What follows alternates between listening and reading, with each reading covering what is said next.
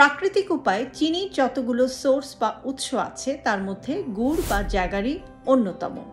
এটা এক ধরনের অপরিশোধিত চিনি এবং এটা আমরা পেয়ে থাকি খেজুরের রস বা আখের রস থেকে। সাধারণ চিনি বা রিফাইন্ড সুগার থেকে এটা আলাদা এবং স্বাস্থ্যকর, কেননা গুড় থেকে আমরা যে শুধুমাত্র চিনিটাই পাই তা নয়, এর মধ্যে থাকে বিভিন্ন ধরনের পুষ্টি উপাদান যেটা কিন্তু আমাদের শরীরে বিভিন্ন রকম কাজ করে।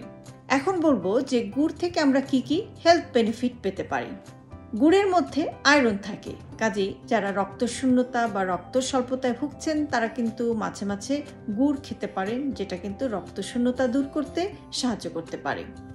এটা কিন্তু আপনার হজমে সাহায্য করে এবং যারা কনস্টিপেশনের সমস্যায় ভুগছেন তাদেরকে কিন্তু এই কনস্টিপেশন বা কোষ্ঠকাঠিন্য থেকে দূরে থাকতে সাহায্য করে। এটা আপনার লিভার থেকে টক্সিনকে দূর করতে সাহায্য করে।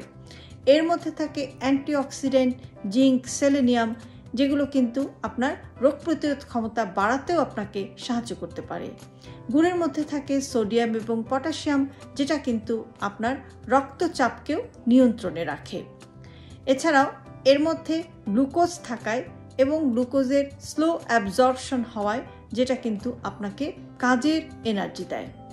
এছাড়াও এটা কিন্তু পিরিয়ডের ক্র্যাম্প বা মাসিকের যে ব্যথা সেটা কমাতেও কিন্তু সাহায্য করে। কাজেই মাসিকের সময় আপনি একটু কুসুম গরম পানিতে গুড় দিয়ে কিন্তু এই পানিটা আপনি পান করতে পারেন, যেটা কিন্তু মেনস্ট্রুয়াল ক্র্যাম্প বা মাসিকের সময় মেয়েদের তলপেটে যে ব্যথা হয় সেই ব্যথাটা কমাতেও কিন্তু হেল্প করতে পারে।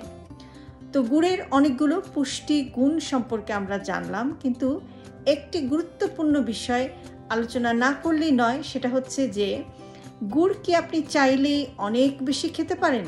না, আপনি চাইলেই কিন্তু অনেক বেশি গুড় খেতে পারেন না, কেননা যেহেতু এটা চিনির একটি সোর্স, আপনি যদি অনেক বেশি গুড় খান তাহলে কিন্তু সেটা আপনার ওজন বাড়িয়ে দিতে পারে। আরেকটি খুবই গুরুত্বপূর্ণ পরামর্শ ডায়াবেটিক রোগীদের জন্য, যে ডায়াবেটিক রোগীরা কি গুড় খেতে পারেন কিনা। যেহেতু এটা রক্তে ব্লাড সুগারের লেভেলকে বাড়াতে পারে এবং এটা চিনির সোর্স, কাজে ডায়াবেটিক রোগীদের কিন্তু এই গুড়টা আসলে অ্যাভয়েড করাটাই তাদের স্বাস্থ্যের জন্য ভালো।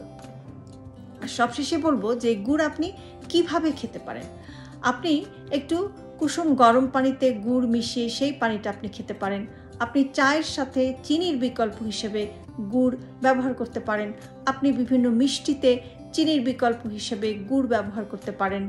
এছাড়াও আপনি কিন্তু আপনার খাবারে মশলা বা স্পাইস হিসাবেও কিন্তু গুড়কে মাঝে মাঝে আপনি অ্যাড করতে পারেন।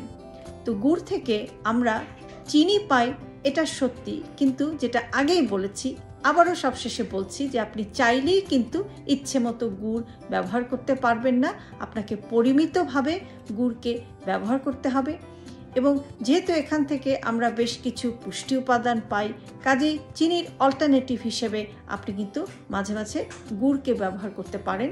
সেটা কিন্তু আপনার স্বাস্থ্যের জন্য ভালো হবে, কেননা রিফাইন্ড চিনি থেকে আমরা কিন্তু শুধুমাত্র চিনিটাই পাই, কোনো ধরনের পুষ্টি গুণাবলী যেহেতু রিফাইন্ড চিনির মধ্যে থাকে না, কাজেই চিনির অল্টারনেট হিসেবে আপনার জন্য একটি হেলদি ওয়ে হচ্ছে যে আপনার খাবারকে যদি আপনি স্বাস্থ্যকর করতে চান, আপনি যদি হেলদি করতে চান এবং আপনি চিনির স্বাদটাও যদি পাশাপাশি উপভোগ করতে চান, তাহলে কিন্তু আপনি চিনির বিকল্প হিসেবে মাঝে মাঝে গুড়কেও কিন্তু ব্যবহার করতে পারেন। ভালো থাকবেন সবাই।